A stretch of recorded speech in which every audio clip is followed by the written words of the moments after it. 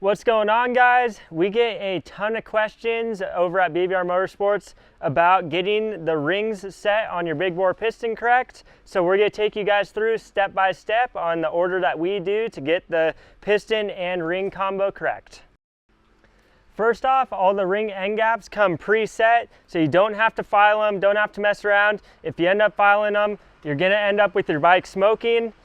Next thing that we do is we get all the rings set out here in the correct order. The very top one should be the one with the silver edge, then the black one, then the oil scraper rings, and you always make sure that you have the letters up as they go onto the piston.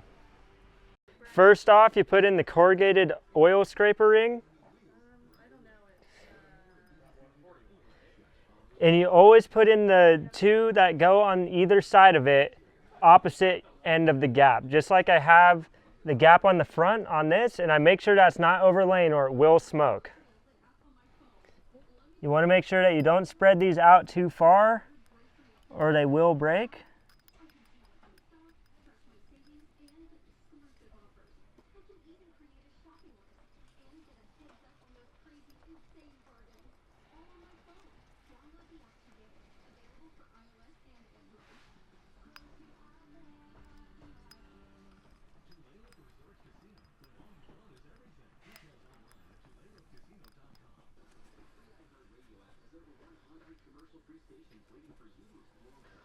The center ring is the black one, and you want to make sure that you have the letters facing up.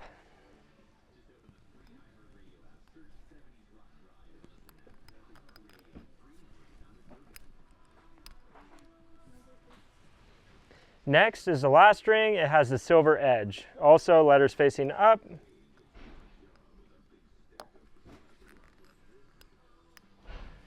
The next trick is getting the piston up into the cylinder. It's easier that way than putting the piston onto the rod and then trying to drop the cylinder on it. We start off with washing the cylinder with hot soap and water, and then we put a little bit of non-synthetic oil in there just to make sure that it breaks in easier. And also, if the piston does not have an arrow on it, then you know the big slot is cut for the intake side. Sliding the oil scraper rings, then you can get a razor blade, you can get down in there, press it down.